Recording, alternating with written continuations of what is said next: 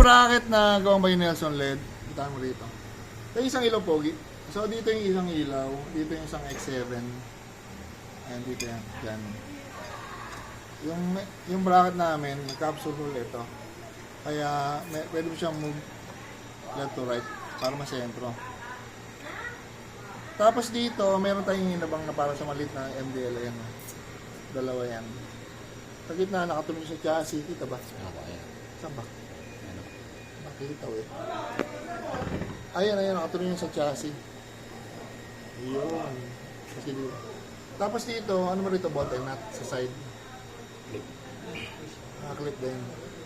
So, ang nakatulong yun sa motor, 5. Dalawang side, dalawa rito, saka sa chassis. Kaya siya matibay. So, ayan ang may informa niyan.